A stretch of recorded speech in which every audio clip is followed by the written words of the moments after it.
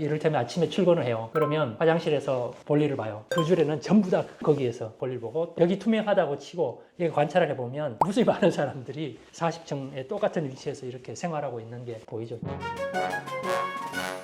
교수님 지난주에 건폐율 용적률을 좀 알아보는 시간을 가졌었잖아요. 앞으로 좀 비싸질 아파트는 어떤 모습을 가지고 있을지 좀 알려주실 수 있을까요? 재건축이나 혹은 리모델링, 압구정동 재건축을 어떻게 할 건지, 또 엄마 아파트 재건축을 어떻게 하는지, 이런 것들이 큰 이슈죠. 그렇기 때문에 아마 시청자분들께서 관심들이 많을 것 같아요. 그래서 미래 가치가 기대되는, 혹은 부동산적으로 말하면 어떤 아파트가 비싼 아파트일까?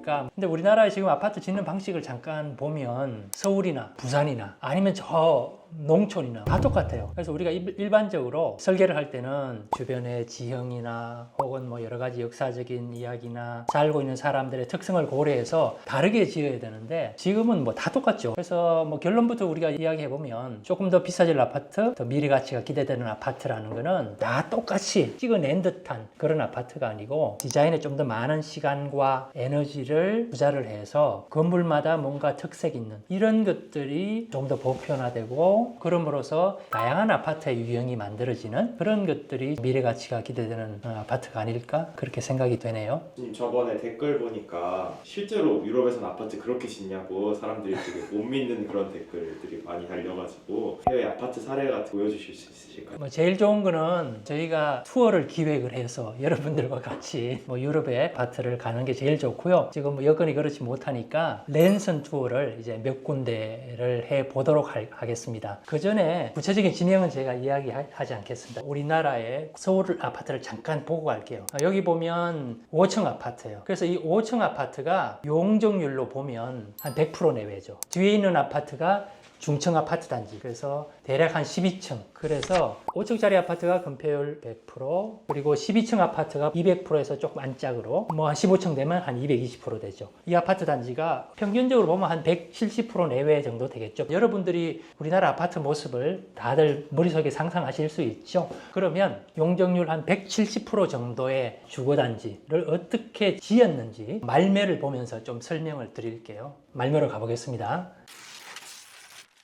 우리가 처음에 볼 아파트는 스웨덴의 말메지구, 생태도시로 유명하죠. 우리가 랜선 투어 하면서 같이 살펴보도록 할게요. 지금 보시는 여기가 이제 말메지구라는 데고요. 건폐율과 용적률 관계에서 한번 보세요. 지금 보시면 건폐율이 얼마쯤 될까요? 한 60, 70% 되는 것 같고, 다른 여기를 보더라도 건물이 가장자리를 따라서 앉혀져 있으니까 여기도 건폐율이 거의 50%, 보통 건폐율이 50%에서 한 60% 정도 돼요. 그리고 평균 층수를 한번 보세요. 높은 건물들은 한 5층, 그 다음에 좀 낮은 건물들은 단독주택도 있지만 한 3, 4층. 그러니까 평균적으로 보면 4층에 건폐율 50%면 벌써 200%죠. 평균 3층이라고 하더라도 우리나라 아까 본 5층에서부터 12층, 15층이 섞여 있는 그 아파트 단지하고 용적률이 같아요. 다시 말하면 똑같은 땅에 똑같은 세대수를 소화한 겁니다. 그런데 우리나라 아파트 단지하고 이 말매지구하고는 이렇게 달라요. 똑같은 용적률인데, 이 말매는 생태도시로 지금 전 세계에서 많이 가서 보죠. 그래서 부분적으로 보면 우리나라로 치면 인동관계에 굉장히 가깝죠. 그리고 발코니들이 대개 다 있죠. 그래서 이 발코니 또한 굉장히 중요합니다. 도시의 집집마다 모양을 다르게 할 뿐만 아니라 사람들이 자기 개성을 드러낼 수 있는 그런 매개체로서 발코니가 굉장히 중요한 역할을 하죠. 저번 영상에서 말씀드린 것처럼 이 사이를 이렇게 돌아다니면요, 골목길 같고 동네 같아요. 그래서 이 말매를 보면 우리나라 아파트 단지하고 비교하면 굉장히 다르다는 걸 우리가 볼 수가 있습니다. 그럼 교수님, 요즘 1기 신도시 리모델링 때문에 용적률을 400%, 500% 이렇게 준다고 하는데, 그렇게 되면 어떤 모습이 될까요? 보통 우리가 일반적으로 도심에서 짓는 아파트의 적정 용적률, 저는 개인적으로는 한 300% 정도가 거의 맥시멈인 것 같아요. 최근에 우리나라에 지은 용적률 400%짜리 그 아파트 단지를 한번 볼까요? 이런 모습입니다. 서로 경관을 조금 더 좋은 비율을 가지려고 사이사이에 건물을 짓고 하다 보니까 거의 뭐 40층, 50층짜리 아파트가 병풍처럼 이제 돼 있고 들어가면 굉장히 답답하죠. 그래서 뭐 댓글에서 닭장 아파트다, 뭐 저기서 어떻게 사냐 그런 얘기를 하는데 이를테면 아침에 출근을 해요. 그러면 화장실에서 볼일을 봐요. 그 줄에는 전부 다 거기에서 볼일 보고 벽이 투명하다고 치고 이게 관찰을 해보면 무수히 많은 사람들이 40층에 똑같은 위치에서 이렇게 생활하고 있는 게 보이죠. 좀 끔찍하죠. 자, 그러면 용적률 400%, 500%를 외국에서는 어떻게 소화하고 있는지 한번 볼게요. 우리가 대표적으로 여러분도 아마 많이 가보셨을 텐데 여기가 이제 바르셀로나의 맨사나라는 블럭입니다. 이 정도면 60% 넘을 것 같고요. 여기는 거의 뭐 꽉 찼네요. 여기도 가장자리에 따라서 건물이 안 쳐지고 가운데도 건물이 안 쳐지고 마찬가지죠. 그렇기 때문에 건폐율이 보통 한 60%, 평균 60%라 치고요. 층수를 보시면 부분적으로 8층 있어요. 그러니까 건폐율 60%에 7층이면 420%. 그러니까 조금 전에 본 우리나라의 용적률 400% 아파트 단지하고 똑같은 땅 면적에 똑같은 세대수를 수용하는 거예요. 그렇지만 8층 이하죠. 그래서 바르셀로나를 보면 이런 모습이죠. 실제로 바르셀로나에 가서 여러분들 돌아다니시면 도시가 굉장히 멋있어. 그런 느낌을 받죠. 그런 것처럼 똑같은 세대수를 수용하는 방법이 저번 영상에서 이야기한 것처럼 우리나라는 땅 면적을 좁게 써서 높게, 얘네들은 땅 면적을 많이 써서 층수를 낮게, 그러다 보니까 이 길 사이사이를 돌아다니더라도 건물이 나를 압도하지 않고 적절한 폐쇄감이 있는, 위호감이 있는, 그래서 편안한, 그리고 가로도 많이 활성화되고 건물이 나를 압도하지 않은 도시를 만들 수 있고요. 그렇기 때문에 용적률 측면에서 보면 다시 말씀드리지만 똑같습니다. 근데 짓는 방식이 너무 달라요. 그러면 우리가 지금 짓고 있는 아파트 단지를 한번 가볼게요. 영국 런던의 그리니치 빌리지를 한번 이제 랜선 투어를 해보겠습니다. 그리니치 빌리지를 보시면 일부 이제 타워 크레인이 올라가 있고 앞으로 지을 때도 있죠. 이 단지를 우리가 예를 들어서 볼게요. 약간 위에서 보시면 건폐율을 우리가 추정하기에 좀 더 좋죠. 그래서 건폐율을 보면 굉장히 빡빡한 것처럼 보이죠. 여기도 건폐율이 한 40% 넘어가죠. 층수를 한번 볼까요? 보시면 이렇습니다. 기본적으로 보면 뭐 7층, 8층 정도 부분적으로 이런 타워가 있죠. 여기도 9층, 10층 정도 되겠네요. 여기는 보니까 단독주택처럼 보이죠. 그래서 하나의 주택단지 안에 이러한 단독주택에서부터 뭐 6층, 20층짜리 주택이 섞여 있습니다. 걸어가면서 분위기를 한번 보세요. 건폐율이 굉장히 높지만 절대로 답답하지 않습니다. 오히려 휴먼 스케일이 느껴지고요. 이 길과 가로들 뭐 이런 것들이 만들어내는 공간의 연속성, 그리고 낮은 데서 오는 아늑함, 휴먼 스케일, 그런 것들이 살아있죠. 그러니까 건폐율이 최소 40%가 되니까 뭐 7층, 8층이라고 치면 300%, 그리고 부분적으로 고층 타워가 뭐 한두 동 섞여 있으면 용적률이 훌쩍 400% 넘어가죠. 이렇게 짓고 있어요. 지금도. 뭐 런던도 그렇고 뭐 스위스도 그렇고 오스트리아, 비엔나 다 지금 짓고 있는 아파트도 저층으로 짓습니다. 일부 밀도를 소화하기 위해서 고층 타워 일부 들어가는 거고 전체적으로는 저층 아파트 단지죠. 그렇지만 똑같은 용적률, 똑같은 세대수를 수용할 수 있는 거죠. 이번엔 템즈강 건너편에 있는 단지를 하나 볼게요. 이제 도컬랜드 지역으로 흔히 알려져 있고요.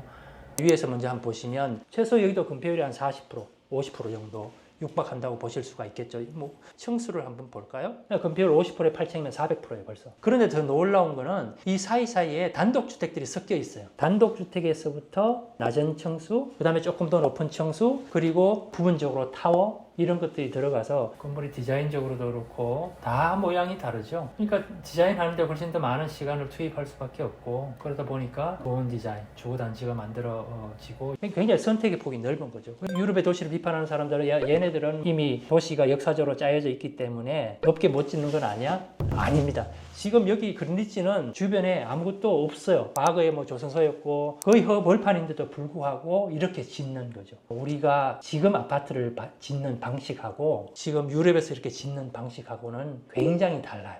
그러면 오늘 소개해 주신 이 해외 아파트들 말고도 몇 개 더 소개해 주시면 좋을 것 같아요. 지금 보시는 거는 오스트리아 비엔나에 있는 뭐 리빙 비엔나라는 임대주택 아파트 단지고요. 그 다음에 네덜란드 암스텔담에 있는 암스텔담 이스트 하버 지역에도 보고 계시고, 전부 최근에 지어진 겁니다. 저번 영상에서도 제가 누차 말씀드렸지만 땅 면적이 좁기 때문에 고층으로 짓는다는 그건 거짓말이 면적이고요. 똑같은 땅 면적에 높게 짓지 않지만 훨씬 동네 같은 분위기가 들면서 사람이 공간의 중심인 듯한 그런 느낌이 들면서 아파트 단지를 짓는 방식, 이런 것들을 우리가 확인해 볼 수 있을 것 같아요. 오늘 저희가 미래 가치가 높은 아파트에 대해서 이야기를 나누어 봤는데 우리나라 미래 사회에 혹시 어떤 의미가 있을지도. 우리가 태어나서 처음으로 맞닥뜨리는 공간이 집이잖아요. 물론 이제 병원에서 태어나긴 하지만 이제 어린 시절을 보내면서 집을 당연히 보게 되고 아파트 단지를 보게 되고 학교 가면서 동네를 좀 알게 되고 하는데 공간을 학습하는 과정이라고 저희들은 이야기를 하거든요. 그래서 이 처음에 만난 이 공간이 어떤 모양이고 거기서 어떠한 사람들이 활동들이 일어나냐가 성장하는 과정에 굉장히 중요하고 그 공간을 통해서 사회를 이제 학습하는 이제 과정을 겪게 되는데 우리나라 아파트 단지는 다 똑같아요. 뭐 대치동이나 아니면은 뭐 지방이나 다 똑같아요. 이게 단순히 물리적인 모양이 아니고 아파트가 서로 다른 거는 평수가 다르고 그러다 보니까 가격이 달라요. 사회가 조금 더 비싼 아파트, 좀 넓은 아파트, 이런 아파트를 사람들이 추구하고 무한한 경쟁 사회도 만들어지는 거고, 만약에 집의 모양이 다 달라요. 주택에서부터 뭐 연립주택, 뭐 저층 아파트, 중층 아파트, 고층 아파트들이 섞여서 있다고 치면 집이 다 다르죠. 발코니도 우리나라는 다 없어졌잖아요. 그러니까 이런 발코니를 통해서 집을 통해서 서로가 다르다는 것, 그런 것들을 표현을 하고, 그리고 거기서 자라날 때는 우리 집과 저 집은 다르네, 그러면서 서로 다름을 인정하는 것을 배우고, 그러면서 이 주거라는 게 단순히 집값 평수로 평가받는 게 아니고 이런 서로의 다른 가치관, 서로 가족마다 다른 문화, 이런 것들이 자연스럽게 표현해주는 공간을 만들어줘야지 훨씬 더 좀 시너지가 있겠죠. 그래야지만 사회적으로 또 서로 사람을 인정해서 전체 사회적으로 건강한 커뮤니티가 만들어지는 그런 주거단지가 우리나라도 더 비싸질 겁니다. 그래서 지금 재건축이나 재개발, 리모델링을 앞둔 조합에서는 한번 깊이 우리 단지를 어떻게 만드는 게 더 비싸질 건지 부동산 투자 측면에서도 한번 생각을 한번 해보시죠.